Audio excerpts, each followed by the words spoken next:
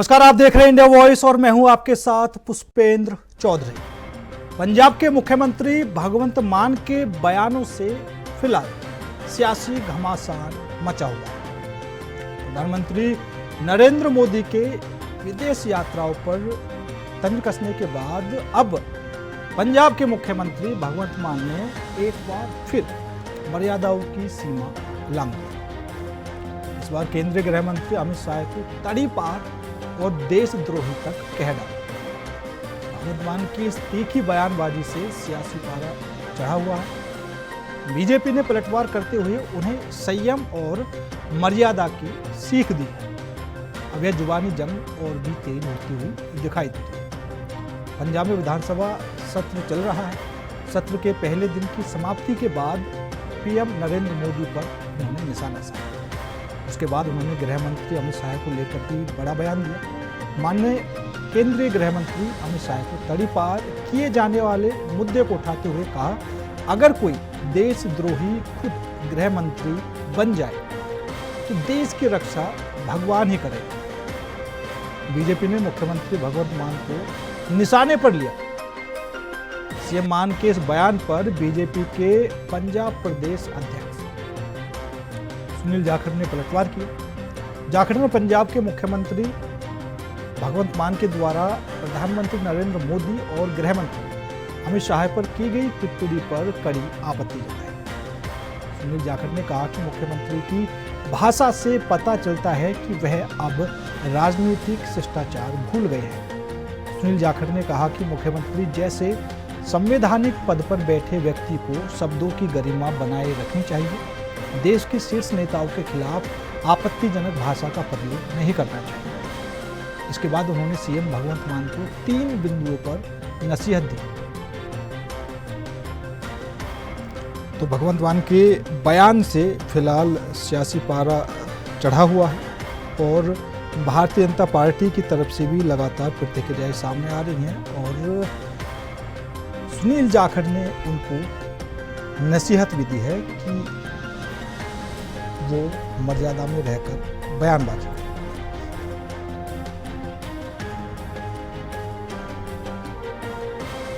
सुनील जाखड़ ने कहा कि मुख्यमंत्री जैसे संवैधानिक पद पर बैठे व्यक्ति को शब्दों की गरिमा बनाए रखनी चाहिए। देश के शीर्ष नेताओं के खिलाफ आपत्तिजनक भाषा का प्रयोग नहीं करना चाहिए। इसके बाद उन्होंने सीएम भगवंत मान को और भी कई नसीहत दी और शिकायत भी।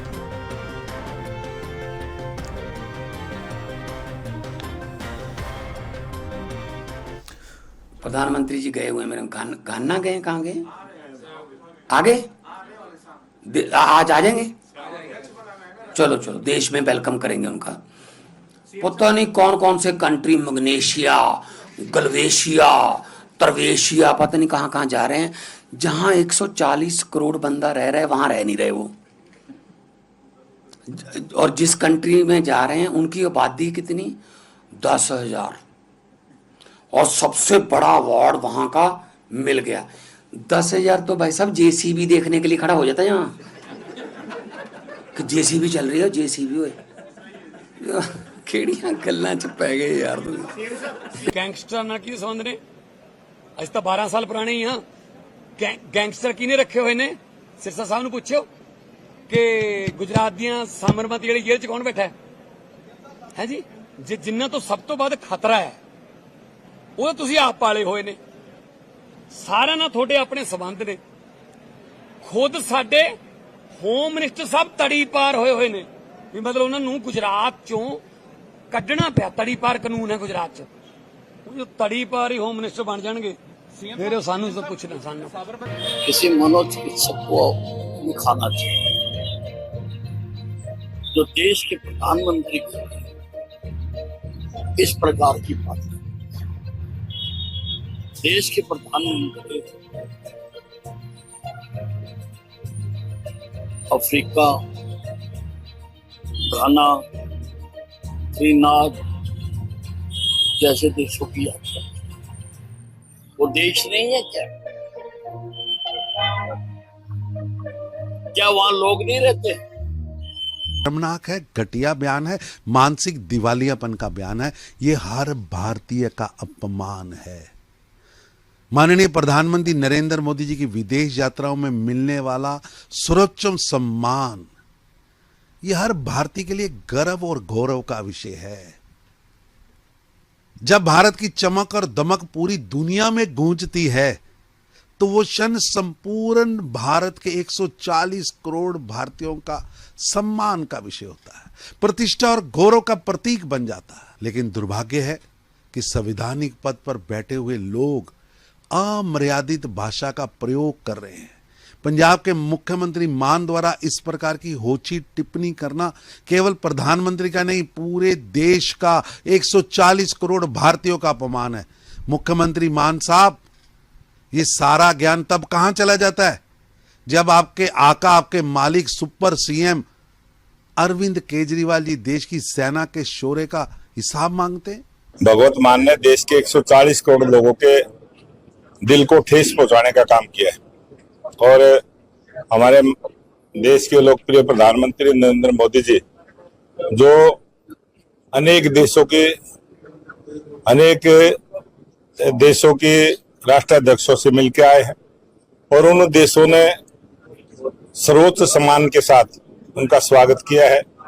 सर्वोच्च सम्मान की उपाधि माननीय प्रधानमंत्री नरेंद्र मोदी जी को दी है और मैं ये कहूंगा कि जिस प्रकार से देश के प्रधानमंत्री नरेंद्र मोदी जी ने भी कोरोना काल के समय में अनेक विदेशों में जहां वैक्सीन पहुंचाने का काम किया था, अनेक देशों को बहुत सारे लोगों के उनके जीवन रक्षा करने का काम किया था और उसी के सम्मान में उन्होंने उनको सर्वोच्च सम्मान से सम्मानित करने का काम किया है। आपके कई साथियों ने जाके स्पीकर साहब से शिकायत की थी कि आप में से शराब की बदबू आती है, परंतु आज जिस तरह से आपने माननीय प्रधानमंत्री साहब और जिस तरह से माननीय गृह मंत्री अमित शाह जी के लिए जो शब्दावली, जिस किस्म का लहजा आपने शब्द इस्तेमाल किए हैं, मुझे आपकी ज़बान में से आज अहंकार की बदबू आ रही है।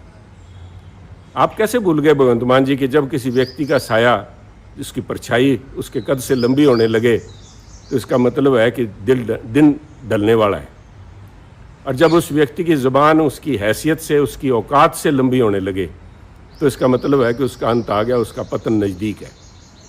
आप पंजाब की उस पावन धरती से, गुरु साहिबान पीर पैगंबरों की उस धरती पे जहाँ खुद गुरु साहब ने कहा था अहंकार्या सो मार्या, उसको आप कैसे भूल गए? उस वाक को आप साहब किस तरह की शब्दावली आपने इस्तेमाल की? मैं समझता हूँ पंजाबियत के नाम के आपने एक दबा लगाया है। तो पंजाब में विधानसभा सत्र चल रहा है। सत्र के पहले दिन की समाप्ति के बाद प्रधानमंत्री नरेंद्र मोदी पर भगवंत मान ने निशाना साधा। उसके बाद उन्होंने गृह मंत्री अमित शाह को लेकर भी बड़ा बयान दिया। भगवंत मान ने केंद्रीय गृह मंत्री अमित शाह को तड़ीपार किए जाने वाले मुद्दे को उठाते हुए कहा, अगर कोई देशद्रोही खुद गृह मंत्री बन जाए तो देश की रक्षा भगवान ही करेगा। बीजेपी ने मुख्यमंत्री भगवंत मान को निशाने पर लिया और भगवंत मान को कड़ी नसीहत भी दी और कहा कि भगवंत मान मर्यादा में रहकर बयानबाजी करें।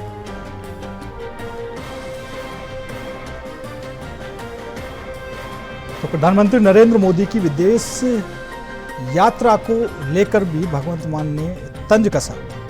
उन्होंने कहा कि वो उन देशों में अवार्ड ले रहे हैं जिस देश की आबादी 10,000 है। तंज कसते हुए उन्होंने यहाँ तक कह दिया कि इतनी पब्लिक तो हमारे यहाँ जेसीबी को देखने के लिए आ जाती है। तो कहीं ना कहीं उनके बयान से फिलहाल जो भारतीय जनता पार्टी के नेता हैं वो उनको निशाने पर भी ले रहे हैं और कड़ी आपत्ति भी यहाँ पर जता रहे हैं, क्योंकि दोनों ही जो बयान इन्होंने दिए हैं, एक प्रधानमंत्री नरेंद्र मोदी के खिलाफ तो दूसरा केंद्रीय गृह मंत्री अमित शाह को लेकर दिया है।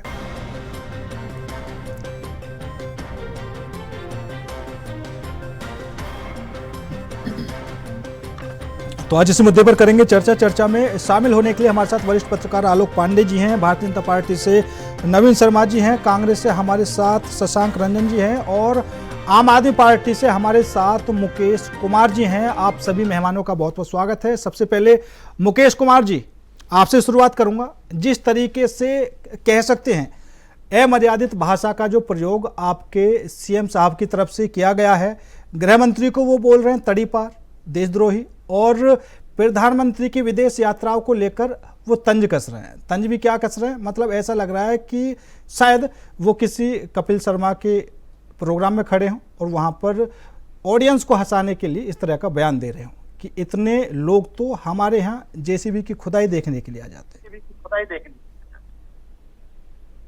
मुकेश कुमार दो चीजें होती है। हाँ, मैं आपको बता रहा हूँ, दो चीजें होती है। उन्होंने तड़ीपार बोला हमारे देश के गृह मंत्री को, क्या वो तड़ीपार नहीं है? है कि नहीं है? आप बताइए। दूसरी बात, आप बोलिए, मैं बाद में जवाब दूंगा आपको। उन्होंने विदेश यात्रा पे बोला। एक बात बताइए, आपकी आवाज नहीं आ पा रही सर। विदेश यात्रा पे बोला तो उसमें बोल दिया एक आदमी अपने देश से ज्यादा दूसरे देश में घूम रहा है, ठीक है। मुकेश जी अपना फोन आप कान पर लगा लीजिए, आपकी आवाज साफ नहीं आ पा रही है। अब ठीक है? हाँ बोलिए। एक बात बताइए, हाँ, हमारे बच्चे बेरोजगार घूम रहे हैं, हम थाने में चले जाएं। कल की एक वीडियो भेजता हूं मैं आपको। 2 बनिया परिवार के लोगों को लट्ठों से मारा गया। पुलिस के पास गए, पुलिस वालों ने धक्के मार के थाने से बाहर निकाल दिया।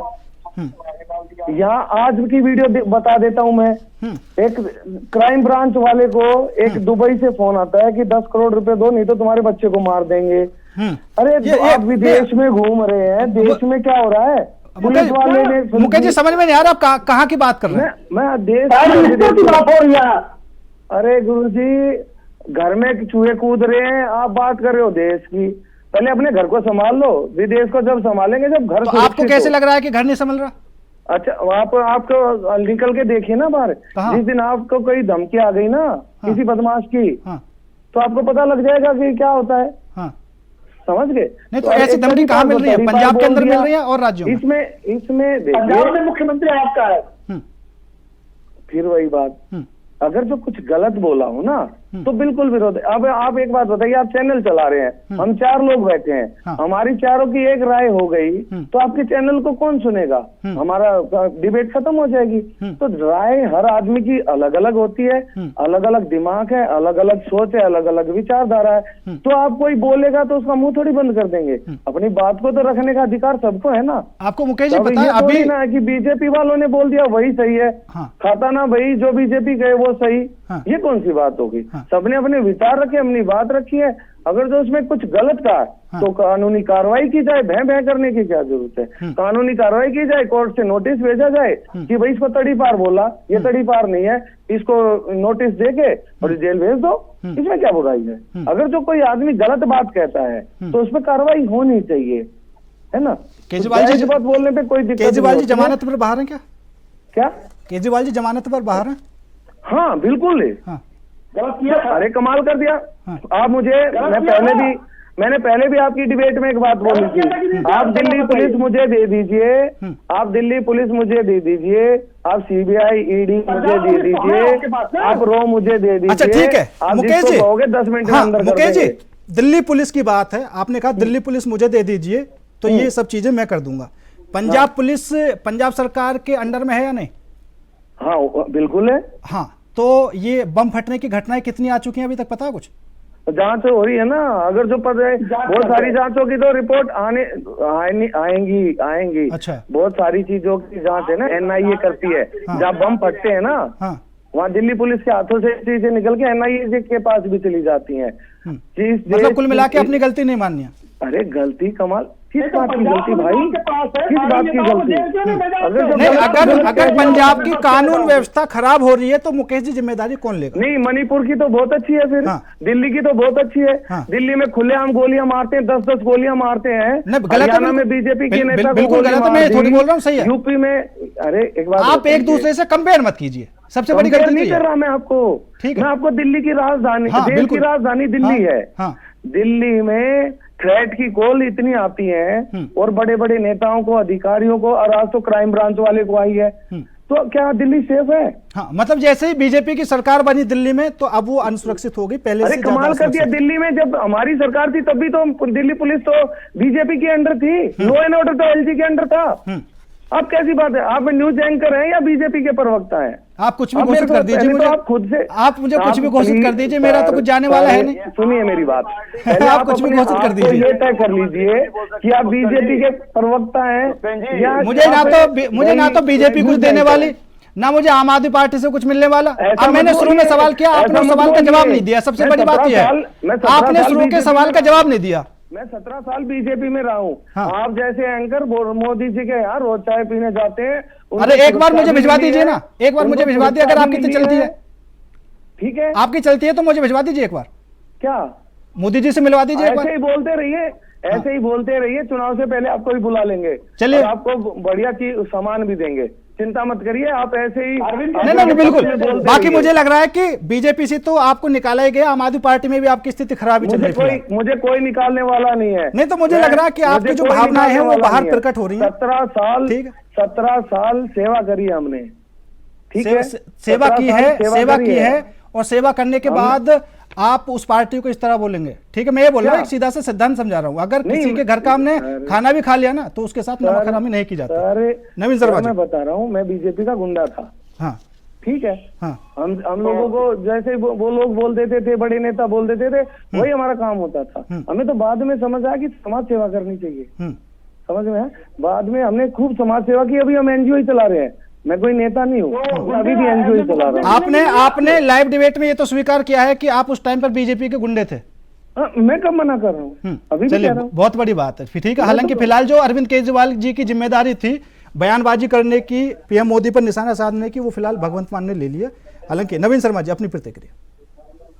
नमस्कार पुष्पेंद्र जी और सभी साथी प्रवक्ताओं को नमस्कार। मुकेश जी जाना मत पिछली बार की तरह बस। हाँ देखिए, सबसे पहले मैं बात बताना चाहूंगा आपके चैनल के माध्यम से, देश के प्रधानमंत्री कोई आम व्यक्ति नहीं होता है, वो देश के संविधान के हिसाब से शपथ लेकर बैठा होता है, पूरे देश की सेवा करने के लिए आते हैं। और अगर मुख्यमंत्री हैं तो उन्होंने भी संविधान की कसम लेकर मुख्यमंत्री जनता की सेवा करने के लिए आते हैं। अगर थोड़ा सा मैं ध्यान आपको देना चाहूंगा कि श्री भगवंत मान जी ने प्रधानमंत्री के लिए जो शब्द बोले हैं, क्या वो होशो हवास में थे?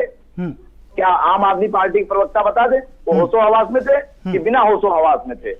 आपको क्या लगता है, आम आदमी पार्टी की जो विचारधारा थी, क्या वो आम आदमी पार्टी की तरह रह गई है? उनको चाहिए था सत्ता, सत्ता में घोटाले और घोटालों से कमाया हुआ धन। और आज की डेट में श्री भगवंत मान जी ने जो हमारे देश के प्रधानमंत्री के लिए जो शब्द बोले हैं, उसकी कड़ी निंदा भारतीय जनता पार्टी करती है। और हम इसके खिलाफ कहीं ना कहीं आंदोलन भी करेंगे, क्योंकि हमारे देश के प्रधानमंत्री को लिए कोई भी अशब्द बोलने का कोई भी हक नहीं रखता है। जब आप देश के प्रधानमंत्री को इस तरह कह सकते तो आपकी नजर में आम आदमी क्या औकात हो गई? बताइए ना, आम आदमी पार्टी की क्या औकात हो गई जो उनके जो बताते हैं कि मैं आम आदमी लोगों की सरकार चलाता हूं, क्या चला रहे हैं? जब आप देश के प्रधानमंत्री का सम्मान नहीं कर सकते, आप उनके लिए कितने गंदे शब्दों का प्रयोग करते हैं, देश के गृह मंत्री को आप कितने गंदे शब्दों से प्रयोग करते हैं। आपको क्या लगता है, आपने जो वहां जनता पंजाब में सरकार बनाई है, वहां की जनता में क्या देश के प्रधानमंत्री का सम्मान नहीं है? उनके दिल में ठेस नहीं पहुंचेगी? अगर आपको थोड़ा सा भी कह सकता हूं कि तमीज नाम की चीज होती तो आप इस तरीके का शब्द का प्रयोग करते, क्योंकि आप भी संविधान के मुख्यमंत्री हैं, आपको भी वहां की जनता ने चुना है और देश के प्रधानमंत्री हो, पंजाब के ही प्रधानमंत्री है, पूरे देश साथ आता है प्रधानमंत्री जी के, और आप विदेश की बात ना करते। अगर आज हमारे देश में जो नीतियां चल रही हैं, हमारे देश को सशक्त बनाने का काम हुआ है, अगर देश का प्रधानमंत्री विदेशों में जाके हमारे देश का मजबूती का डंका नहीं बजाएंगे, तो क्या आप हमारे 140 करोड़ भारतीयों में कितने भारतीय जो विदेशों में रहते हैं, वहां लोग उनको कमजोर समझेंगे, वहां विदेशी उनके ऊपर चढ़ने का काम करेंगे। इसलिए हमारे देश के प्रधानमंत्री का प्रथम कर्तव्य होता है कि पूरी दुनिया में जहां भी हमारा एक एक भारतीय है सुरक्षित हो, सम्मानित हो। उसके लिए देश का प्रतिनिधित्व करने वाला हमारे देश के प्रधानमंत्री को विदेशी दौरा भी करना पड़ता है, विदेशों के मंच पर भी जाना पड़ता है। क्या ये जवाब दे पाएंगे? कोई जवाब नहीं है इनके पास। नहीं, बिल्कुल नवीन शर्मा जी, मेरा कहने का मतलब यह है कि अगर कोई भी नेता गलत बयानबाजी करता है तो मेरे हिसाब से स्वीकार करना चाहिए कि उनकी तरफ से गलत बोला गया है और ये ठीक नहीं है। और हालांकि दूसरी बात यह है कि कई आरोप ये भी लगते रहे हैं, जिस तरीके से अमेरिका से जो भारत के नागरिक थे उनको किस तरीके से जहाज में लाया गया बेड़िया डाल के, तो कहीं ना कहीं उस पर भी आरोप लगे पीएम पर कि ये कैसा विदेश में चल रहा है। देखिए, सबसे पहले तो मेरी बात करना चाहूंगा कि अगर हम किसी भी देश में अवैध तरीके से डंकी स्टाइल में अगर जाते हैं तो उस देश का जो भी कानून होता है वो उस देश की लिखा पढ़ी के संविधान के हिसाब से होता है। हमारे देश का संविधान हमारे देश के लोगों पे लागू होगा, मगर हम किसी दूसरे देश में अवैध तरीके से जाते हैं जिसकी उसके बाद भी विदेश मंत्रालय ने निंदा की है। ऐसा नहीं है, हमारे प्रदेश मंत्रालय ने निंदा की कि ये गलत है, हमें इस पे विशेष तौर से आगे कहीं बात रखनी पड़ेगी, हम रखेंगे। मगर एक छोटी सी बात करना चाहूंगा कि क्या हमारे देश के प्रधानमंत्री का सम्मान हम अपने ही देश के लोग अगर उनको सम्मान नहीं करेंगे तो दूसरे के देश के लोग हमारे देश के प्रधानमंत्री का सम्मान कैसे करेंगे? कितना गलत बयानबाजी किया है भगवान मान जी ने, उनको माफी मांगनी चाहिए, सर समाज के सामने माफी मांगनी चाहिए। भेजा गया तब निंदा के साथ साथ ये प्रोटेस्ट भी कर देते, जो आप अभी भगवंत मान के खिलाफ पूरे पंजाब के सीएम साहब का क्या उद्देश्य था? अच्छा ठीक है, क्या उद्देश्य था? ठीक है नवीन शर्मा जी। आलोक पांडे जी, क्योंकि अभी प्रधानमंत्री के विदेश यात्रा को लेकर भी सवाल खड़े हो रहे हैं, ठीक है, 5 देशों की उन्होंने विदेश यात्रा की है, ठीक है। अब क्योंकि जिसको ये नहीं पता कि भैया उनकी विदेशी यात्रा से क्या कुछ फायदा होने वाला है, क्या कुछ चर्चा हुई, क्या कुछ समझौते हुए, ठीक है, तो वो कह सकते हैं कि 10,000 वाले पब्लिक के देश हैं तो वहां से उन्होंने सम्मान पा लिया। तो एक बार आप विश्लेषण कर दीजिए। देखिए, ऐसा है, राष्ट्र होता है ना, और अगर राष्ट्र की पॉपुलेशन कम है तो ये तो नहीं है कि स्ट्रेटेजिकली हमारा उसकी कोई उपयोगिता नहीं है। देखिए, एक देश था यूक्रेन, हम उसमें कहते हैं कि अपना उस देश बचे कितना है, उसने वहां के लोगों कमेडियन को राष्ट्रपति बना दिया। उस देश को इतने बम झेलने पड़े कि था में देश पहुंच गया।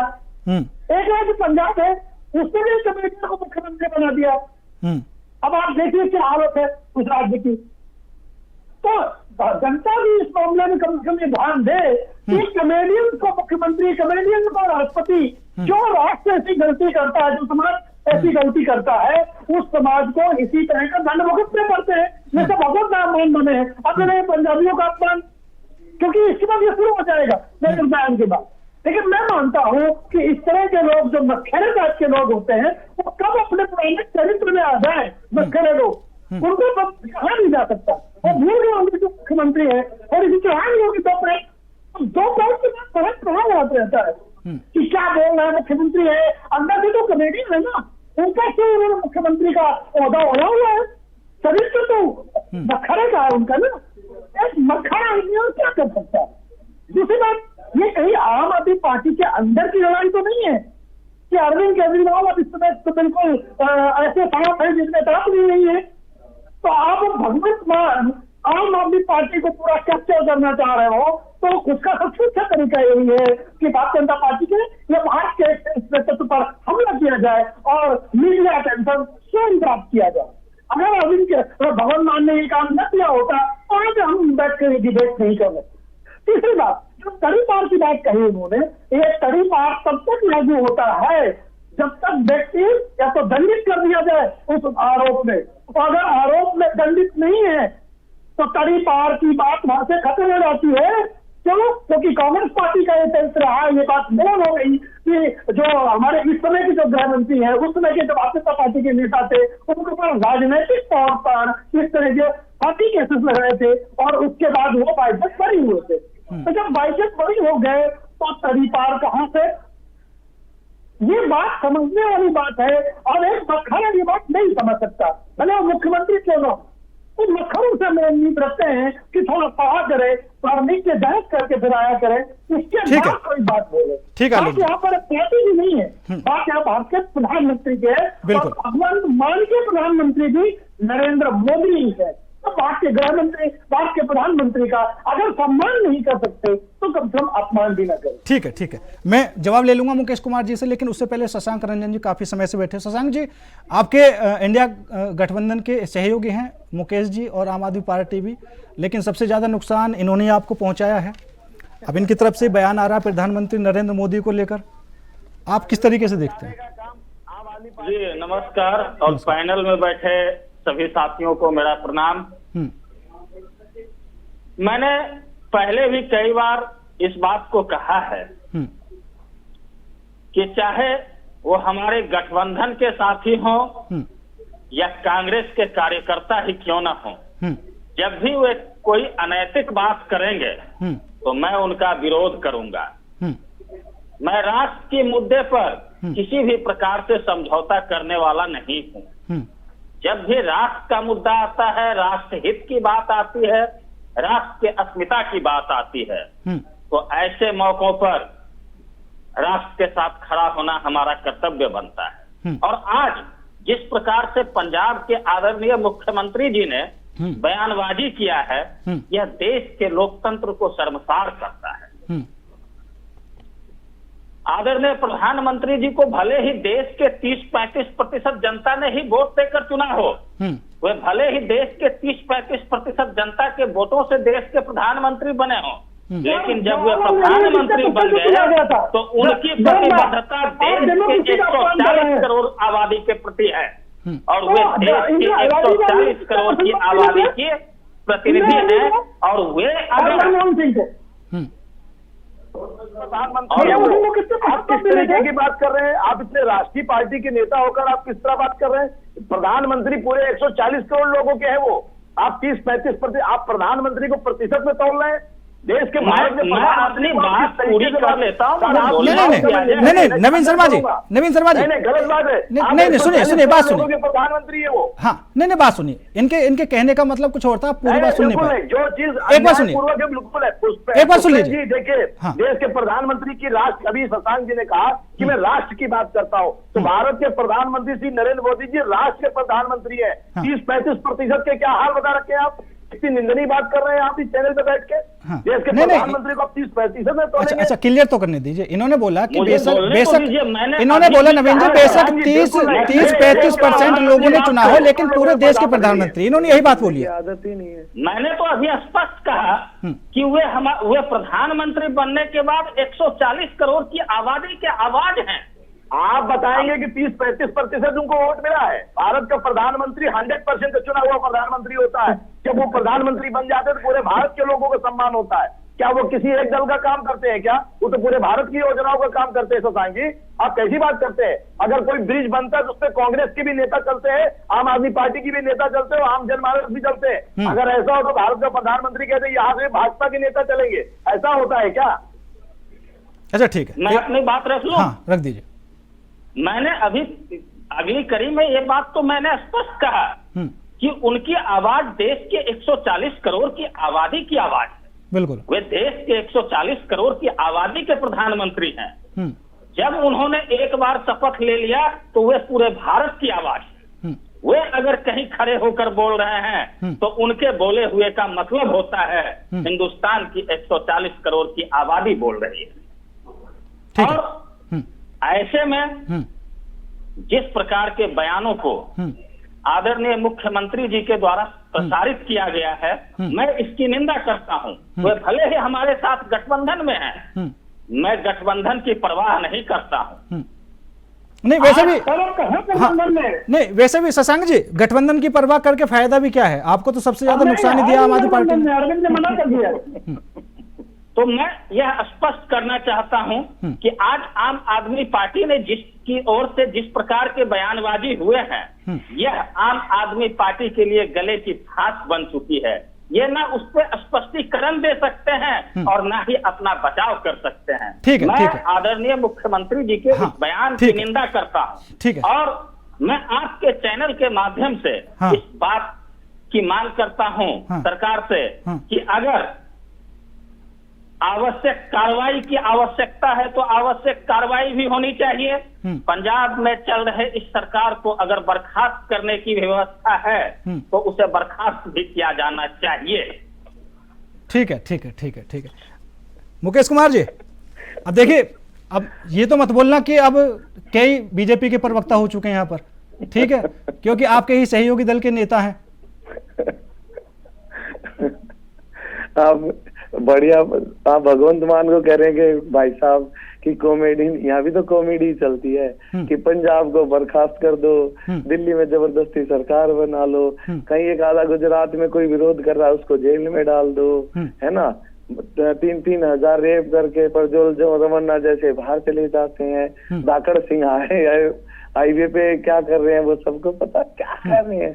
अरे बात उन पे काम करिए, जो दिक्कतें हैं देश में उन पे काम करिए, बच्चों के लिए रोजगार पे काम करें, लोग हॉस्पिटलों के बाहर मर रहे हैं इलाज पे काम करें, लॉ एंड ऑर्डर पे काम करें। देश में कोई किसी को धमकी दे रहा है उस पे काम होना चाहिए। किसी के बच्चे को व्यापार करना है कि व्यापारी कैसे बने, उन चीजों पे काम होना चाहिए। देश में गड्ढे टूटे पड़े हाईवे, वो आपको देखे पुल टूट रहे हैं, किसने बनाया, क्या कमियां रही, उस पे काम होना चाहिए। खुलेआम वीडियो आ रही है गोलियां मारने की, उनको कुछ नहीं हो रहा, 2 महीने में जमानत लेके बाहर आ जाते हैं, उन पे काम होना चाहिए। अगर जो हम अपने देश को अच्छा देश बनाना चाह रहे हैं तो देखिए हमें काम करना पड़ेगा। अगर जो पत्रकार साहब, एक बात बता रहा हूँ, आपके साथ कभी कोई दुर्घटना हो गई और आपको कुछ हो गया तो आपके बच्चों को देखने वाला कोई नहीं है, क्योंकि आप ही हो जिनकी जानकारियां हैं, जिनको लोग पहचानते हैं।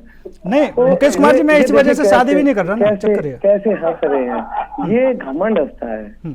ये जब घमंड रावण हंसता था ऐसे जैसे ये लोग हंस रहे हैं, ऐसे रावण हंसता था, तो बड़े अच्छे लग रहे हैं, बड़े अच्छे लग रहे हैं। ये रंगमंच है, ये रंगमंच है, घमंड किसी का नहीं रहा, ना रावण का रहा, ना बिल्कुल बिल्कुल बिल्कुल मुगलों का रहा, बिल्कुल नहीं रहा। हाँ मुकेश जी, और इनका भी नहीं रहेगा। मुकेश जी, और इसी घमंड को लेकर मैंने लास्ट टाइम जब आप हमारे साथ जुड़े थे तो एक उदाहरण भी दिया था, उसमें बीजेपी का भी उदाहरण था, जो बीजेपी की तरफ से 400 पार कहा गया था, लेकिन जनता ने घमंड तोड़ दिया।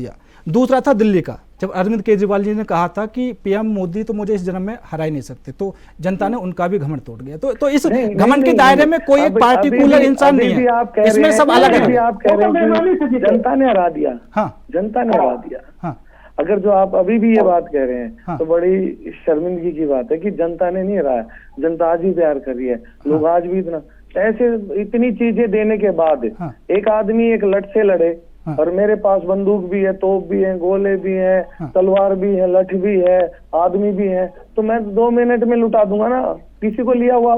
मुझे तो कहीं दिखाई नहीं दिया कि अरविंद केजरीवाल जैसे इंसान किसी से डर रहे हों। उन्होंने तो खुलकर हर जगह हर बात बोली। उन्होंने तो जेल से आने के बाद ये बात बोल दी थी कि अगर जो योगी जी के बारे में बोला था कि उनको भी हटाया जा सकता है, ठीक है, तो इनकी पूरी तैयारी नहीं थी। हाँ, वो तो योगी जी ने दोबारा से अपनी तैयारियां शुरू की जब इनके पेट में दर्द हुआ है। और आगे देख लीजिए अभी क्या चल रहा है बीजेपी में, आप देख लीजिए, और धीरे धीरे क्या होगा। ये तो दूसरों को बात डाल दें और उस चीज को वो करके, ऐसा कुछ नहीं होता है। बीजेपी में अंतर कलह बहुत है, लेकिन उनकी अपनी पर्सनल प्रॉब्लम है, हम क्यों बोलेंगे उसमें। हम अपनी पार्टी देखेंगे, वो अपनी पार्टी देखेंगे, लेकिन बात हमेशा आम जनता की होनी चाहिए, उन गरीब लोगों की जिनकी पहुंच किसी सांसद से, विधायक से, पार्षद से, मंत्री से नहीं है, किसी IAS IPS से नहीं है, किसी दबंग बाहुबली से नहीं है, बात उनकी होनी चाहिए। उनकी बात आप करते ही नहीं। और बताइए किस डिबेट में ऐसी बात करते हैं कि इस हॉस्पिटल में देखिए लाइन लगी है, इलाज नहीं हो रहा, इस बच्चे को ये दिक्कत है, इसकी ये सुविधा, आप वो बात ही नहीं करते। आप बात करते हैं भगवंत मान की, मोदी की। अरे क्या करे भाई, हमने ही तो चुना है, हमारे टैक्स के पैसे ही से तो घूम रहे हैं, हमने वोट दे के प्रधानमंत्री बनाया है, मैंने भी दिए प्रधानमंत्री को वोट। बताओ। अच्छा मुकेश जी, चक्कर पता क्या, बात होनी चाहिए समस्याओं पे। मुकेश जी बात करते हैं फालतू की, सुन तो लीजिए, उसको यादव पीट रहे हैं, उसको सुन तो लीजिए, ये हो क्या है ये। हाँ मुकेश जी, दरअसल प्रॉब्लम क्या, आप मुझे इतना ही जानते हैं कि पहले डिबेट में जुड़े और अब जुड़े, आपके सामने जो मुद्दा आ गया आपने उसी हिसाब मैं से आपकी बात मेरे पर्सनल नहीं, आपकी नहीं कर रहा, नहीं नहीं एक बात बोलो, मैं समझ गया। पहली दूसरी बार ही मिला हूँ, हाँ। लेकिन मैं डिबेट तो देखता हूँ ना। हाँ। हम तो छोटे से कार्यकर्ता है या छोटे से नेता है। हाँ, नहीं मैं आपकी बात समझ गया, मैं आपकी बात समझ गया। अगर आप देखेंगे, ठीक है, अगर आप देखेंगे इसकी जनता के लिए कोई बात ही नहीं करता।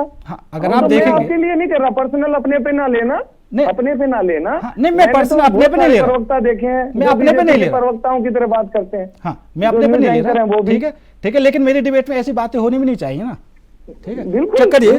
और बाकी हाँ नवीन शर्मा जी, देखिए एक बात मैं जरूर बताना चाहूंगा कि जैसे मुकेश कुमार जी ने एक बात बोली कि हम देश के प्रधानमंत्री को देखते हैं, मगर अभी तक इनके ही पास इस बात का कोई जवाब नहीं है। क्या आम आदमी पार्टी के संयोजक श्री अरविंद केजरीवाल भगवंत मान जी के इस बयान पर कोई भी कार्रवाई करेंगे? वो पार्टी के अध्यक्ष हैं, उन्हें निंदक प्रमाण पत्र देना चाहिए कि भाई उनके मुख्यमंत्री पे क्या कार्रवाई पार्टी की तरफ से होनी चाहिए। अगर हमारे भाजपा का कोई नेता शब्द बोल जाता है तो हमारे प्रदेश अध्यक्ष, राष्ट्रीय अध्यक्ष उससे कारण बताओ नोटिस भेजते हैं, क्योंकि हमारी पार्टी का बायलॉज है। ये राष्ट्रीय अध्यक्ष उसका जो होता है वो उसके अपने कार्यकर्ताओं के खिलाफ कोई भी कार्रवाई कर सकता है। क्या श्री अरविंद केजरीवाल जी को भगवंत मान के खिलाफ कोई कार्रवाई कर सकते हैं? बताइए, ये मुकेश कुमार जी से पूछना चाहूंगा। सर क्या शब्द बोला, एक बार बताएंगे? नहीं नवीन शर्मा जी, आप क्या चाहते हो? आप क्या चाहते हो, क्या कार्रवाई चाहते हो? भगवंत मान जी को हटाकर अरविंद केजरीवाल खुद मुख्यमंत्री बन जाए? देखिए ये आप देखते रहिए, बहुत जल्दी वहाँ काया पलट हो जाएगी। और भगवंत मान जी कहाँ जाएंगे ये इनको बहुत जल्दी ही पता चलेगा, क्योंकि मुझे लगता है अरविंद केजरीवाल जी ने पूरी क्रीम पाउडर लगा के पंजाब की सरकार के लोगों को अंदर कर रहे हैं। एक चीज और कहना चाहूंगा, श्री अरविंद केजरीवाल जी को आज हेलीकॉप्टर पंजाब सरकार के मिल रहे हैं, एनएसजी कमांडो मिल रहे हैं। क्या भाई वो पंजाब सरकार के नेता है क्या?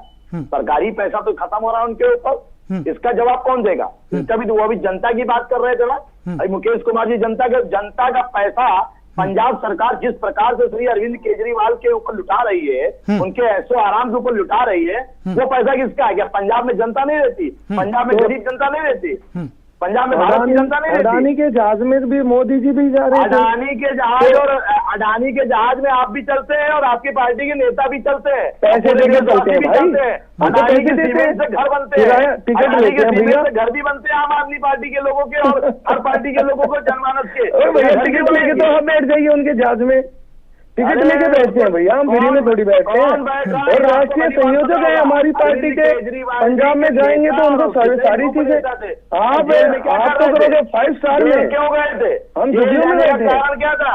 दारू कांड कैसा है, शराब कांड कैसा है, अरविंद केजरीवाल जी के पास तो जवाब अंदर क्यों नहीं डालते? अंदर क्यों नहीं डालते? जमानत से बाहर है। अरे अंदर क्यों नहीं डालते? उस केस में जमानत हुई है, ठीक है, जिसमें किसी की जमानत ही नहीं होती थी, ठीक है, क्यों छोड़ दिया भाई? जमानत दो ना, देखिए ना क्या क्या मतलब आप बेईमान हो, आप दिख गए, आपने केजरीवाल को छोड़ दिया, मनीष सिसोदिया को छोड़ दिया, संजय सिंह को छोड़ दिया, कपिल सिब्बल को छोड़ दिया, फांसी क्यों नहीं दे रहे?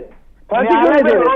दीजिए ना, कानून सबके लिए बराबर है। अरे हम गलत है तो फांसी दो ना यार, हम तो कह रहे हैं 4 बार दो। ये तो न्यायालय अगर जो कोई गलत है तो फांसी देना 4 बार। अच्छा ठीक है। आलोक जी मेरे हिसाब से ऐसे कुछ बड़े नेता हैं, क्योंकि एक ही कोई इंसान ऐसा नहीं है जिसके ऊपर आप ये तड़ी पार का टैग लगा दें। काफी नेता हैं जिन पर मुकदमे चल रहे हैं हर पार्टी में। कांग्रेस के जो सर्वा है उन्हीं के ऊपर जमानत पे है। हाँ राहुल गांधी जी बिल्कुल, लीडर ऑफ अपोजिशन जमानत पे इंटरेस्ट का, उसको लीडर ऑफ अपोजिशन बना दिया जमानत पे होने पर। अब समझ लीजिए, फिर कहीं वो तो पॉलिटिकली मोटिवेटेड आरोप है जब तक सिद्ध न हो जाए। तो इसलिए इस तरह के बयानबाजी करते हैं, हास्यास्पद है। मैंने पिछली बार बताया कि तरीपार वाला मुकदमा फर्जी था और बाद में फायदे तो बड़ी हुए थे, तो जब बड़ी हो गए तो तरीपार कैसे? ठीक है, दूसरी बात राहुल गांधी अभी जमानत पे ठीक है, नहीं जब जेल जाएंगे तो कैसे कह दिया कि वो उनके, अरे पुलिस हमारे अंदर मुकदमे लगवा देंगे आप पे लोग, मेरे को दे दो, मैं अरविंद केजरीवाल की पार्टी नहीं कर रहा, आप मुझे दे दीजिए, आप पे सारी तरह के मुकदमे लगवा दूंगा आपको, आप घर से तो निकल के दिखा देना।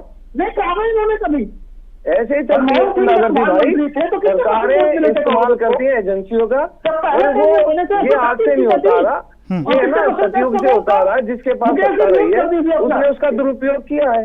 तो ये भी कर रहे भाई हैं। आप मुझे बोल लेने दीजिए भाई, आप मुकेश जी आगे निकलेंगे। हाँ मुकेश जी, मैं आपके पास आऊंगा, एक बार आलोक जी की बात हो जाए। मैं सिर्फ ये कह रहा हूँ कि जब आप ये कहते हैं कि 35% लोगों ने प्रधानमंत्री चुना, ये भी एक अपमान है भारत के प्रधानमंत्री का, क्योंकि चाहे जवाहरलाल नेहरू हो, चाहे इंदिरा गांधी हो, उनको कभी 70% वोट नहीं मिले, 60% वोट नहीं मिले, 50% वोट भी नहीं मिले। जब पहली बार स्वतंत्रता आंदोलन का ताकत लेकर भी जवाहरलाल नेहरू प्रधानमंत्री बने थे, तो भी 50% मत नहीं इस देश के जनता ने नहीं दिया था। तो इस तरह जब आप परसेंटाइल पर बात करते हैं तो फिर डेमोक्रेसी का अपमान करते हैं, क्योंकि डेमोक्रेसी में कहाँ लिखा है कि इतने प्रतिशत लोग जो मत देंगे भारत की डेमोक्रेसी में तो प्रधानमंत्री होगा। भारत का प्रधानमंत्री बहुमत दल का नेता होता है, मेजोरिटी ऑफ द पीपल, बहुमत दल संख्या के आधार पर, पसंद के आधार पर जवाहरलाल नेहरू से लेके मनमोहन सिंह तक कोई नहीं बना और कभी प्रश्न नहीं उठा। तो इसलिए इस तरह की जब हम बात करते हैं तो भारतीय डेमोक्रेसी का अपमान करते हैं।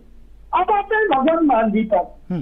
देखिए मैं फिर कहता हूँ कि भगवंत मान जी ने जब आपके प्रधानमंत्री पर या गृह मंत्री पर हमला किया तो ये सोच समझ के बोलना चाहिए कि भारत का प्रधानमंत्री 140 करोड़ लोगों का इलेक्टेड व्यक्ति, उस पर हमला करके आप मीडिया का अटेंशन तो प्राप्त कर सकते हैं, लेकिन क्या पंजाब की जनता भी आपको स्वीकार करेगी? उस लोग देश के गृह मंत्री प्रधानमंत्री का अपमान करते हुए आप दोबारा चुनाव में जब जाएंगे तो क्या वाकई आपकी पंजाब की जनता आपको उसी तरह से मानेगी?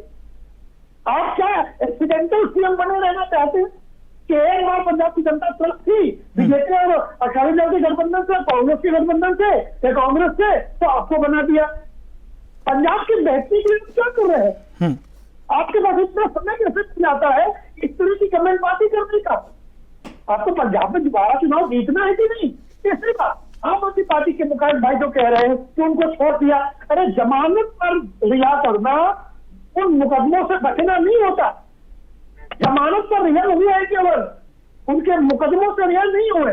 तीसरी बात, अरविंद केजरीवाल ऐसे मुख्यमंत्री जो मुख्यमंत्री नहीं तो बंदा जेल गया क्यों? क्योंकि पार्टी की उपस्थिति से भरोसा नहीं था, अपनी पत्नी पर भी नहीं था। तो लालू यादव जेल गया बंदा तो अपनी बीवी को मुख्यमंत्री बना गया। अरविंद केजरीवाल जेल गए तो बीवी को भी मुख्यमंत्री ने बनाया। इतना ज्यादा भरोसा है उन्हें अपनी पत्नी और अपने कार्यकर्ताओं पर। ये है अरविंद केजरीवाल की अप्रोच, ये है अरविंद केजरीवाल की सोच। ठीक है कि वो मुख्यमंत्री बन जाते हैं फिर अगर पॉलिटिकली मोटिवेटेड रहे। ठीक है, जब आंदोलन कर रहे थे तो क्या कह रहे थे कि आरोप लगने पे रिजाइन लेना चाहिए। ठीक है ठीक है ठीक है ठीक है ठीक है। मुकेश जी आपकी वीडियो नहीं मिल पा रही है दरअसल। मुकेश जी एक बार जरा ठीक करा लीजिए क्योंकि सवाल काफी जरूरी है आपसे पूछना। मुकेश जी कार पे बैठ गए सर? हाँ मैं मीटिंग में जा रहा था दूसरी में, तो गाड़ी में बैठ गया। नहीं जब तक आप दिखाई नहीं देते थोड़ा सा अच्छा सा नहीं लगता। दिख रहा हूँ ना, थोड़ा काला हूँ ना सर, इसलिए थोड़ा कम दिख रहा था। हाँ मुकेश जी मैं ये बोल रहा था क्योंकि अभी आपने एक बात बहुत अच्छी कही थी कि अगर हम जितने भी पैनल में लोग बैठे हैं सभी के विचार एक जैसे हो जाएंगे तो फिर डिबेट करने का कोई फायदा नहीं है। तो मेरा सवाल इसी से रिलेटेड था, जो इंडिया गठबंधन में आपके सभी सहयोगी दल हैं, क्या आपको लगता है, और ये मतलब चाहता हूं कि ये जवाब आप दिल से दें, क्या आपको लगता है सभी की विचारधारा एक है? क्योंकि लोकसभा में कुछ और, विधानसभा चुनावों में कुछ और, आखिर ये गठबंधन क्यों किया गया? मात्र किसी एक पार्टी को रोकने के लिए, या वाकई आपको लगता था कि सभी को एक साथ आना चाहिए, जबकि पूरे देश को पता है, सभी जनता को पता है कि सभी पार्टियों की जो इंडिया गठबंधन में है सबकी विचारधारा अलग अलग है? देखिए शायद बड़ा मुद्दा है, बात है, गठबंधन शायद इसीलिए हुआ था कि देश में एक तानाशाही वाला माहौल था। उसे आप भी समझ सकते हैं कि देखिए जैसे दिल्ली में एक कानून पास होता है कि भाई दिल्ली की ट्रांसफर पोस्टिंग दिल्ली सरकार करेगी।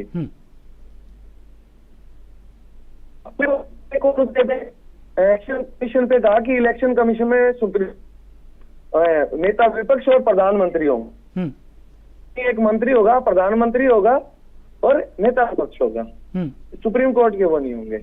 ये देश में एक तानाशाही वाला माहौल चल रहा है। जब देश में तानाशाही होती है ना तो लोग इकट्ठे होते हैं, खुद ब खुद होने लगते हैं। इसमें कोई बहुत बड़ी बात नहीं है कि ये इकट्ठे हो रहे हैं। लगता है जब तानाशाही होने लगे तो इकट्ठा होना चाहिए और लड़ाई लड़नी चाहिए। हाँ, बिल्कुल देखिए, मुकेश जी, एक बात बताइए, हाँ। आप जनता की बात को लेके कभी रात को वो क्यों नहीं किया?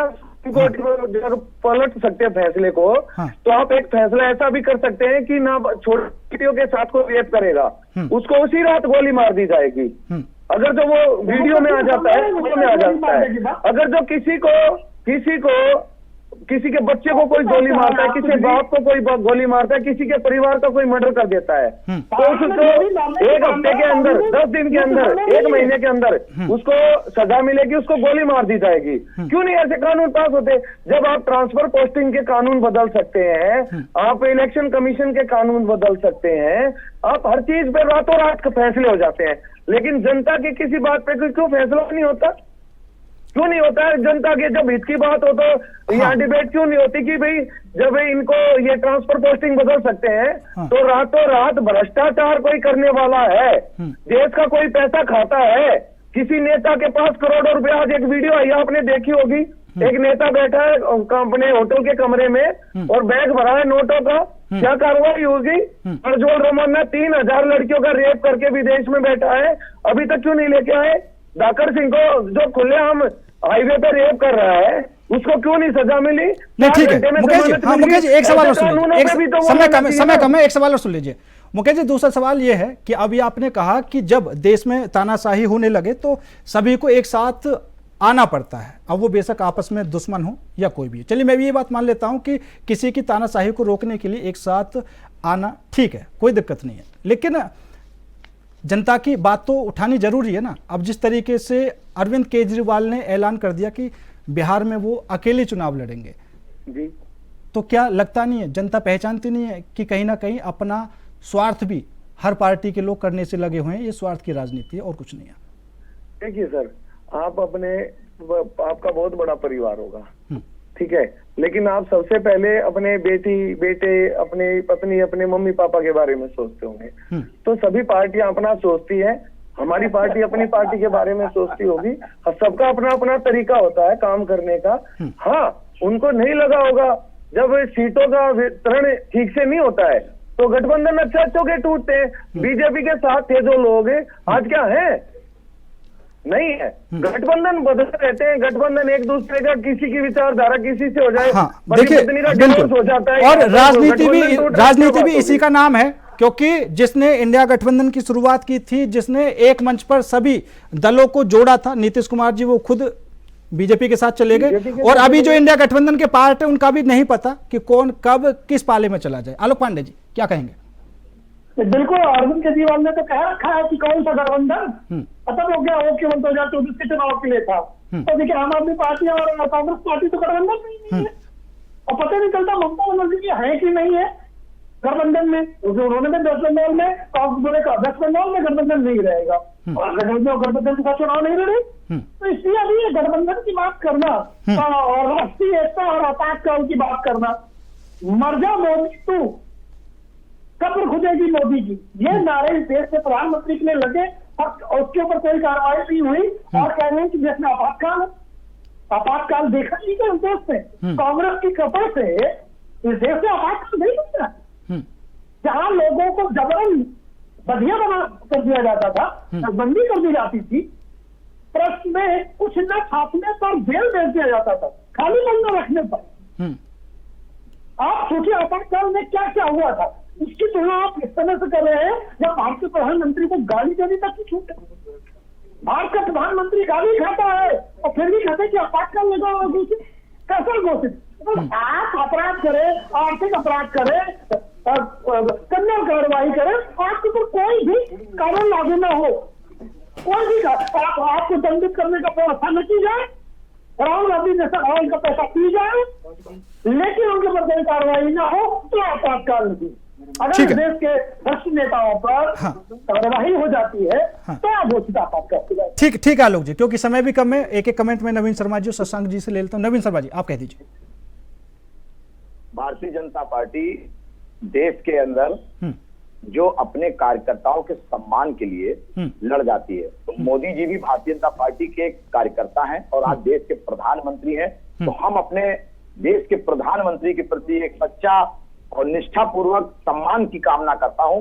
और मैं ये पंजाब के जो माननीय मुख्यमंत्री जी हैं, अगर वाकई इनके अंदर एक अच्छा संस्कार है और अगर ये शाम को शराब का सेवन करने के बाद अगर इनका अगले दिन शुभ समय आता हो, भारत के प्रधानमंत्री से इनको माफी मांगनी पड़ेगी और 140 करोड़ लोगों से माफी मांगनी पड़ेगी। ठीक है, क्योंकि आपने भारत के प्रधानमंत्री की निंदा की। ठीक है, शशांक रंजन जी।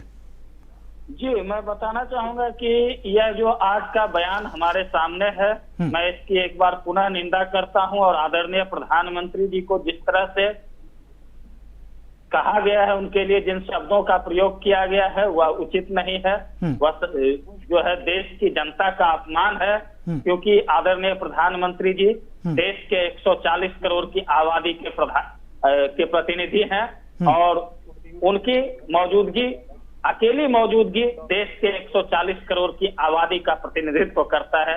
मैं इन्हीं शब्दों के साथ ठीक है, आपको धन्यवाद। क्योंकि समय की भी कमी है और आप सभी मेहमानों का बहुत बहुत धन्यवाद मेरे साथ इस खास चर्चा में जुड़ने के लिए। लेकिन पंजाब के मुख्यमंत्री भगवंत मान के बयान से जो सियासी पारा फिलहाल गर्म हुआ पड़ा है, क्योंकि सबसे पहले तो उन्होंने प्रधानमंत्री की विदेश यात्रा को लेकर तंज कसा, उसके बाद उन्होंने केंद्रीय गृह मंत्री अमित शाह को भी तड़ी पार कह दिया, जिसको लेकर अब भारतीय जनता पार्टी के जो नेता हैं वो कड़ी प्रतिक्रिया भी दे रहे हैं और मर्यादित नसीहत भी भगवंत मान को देने की कोशिश की जा रही है। फिलहाल मेरे साथ इस खास पेशकश में इतना ही। नमस्कार।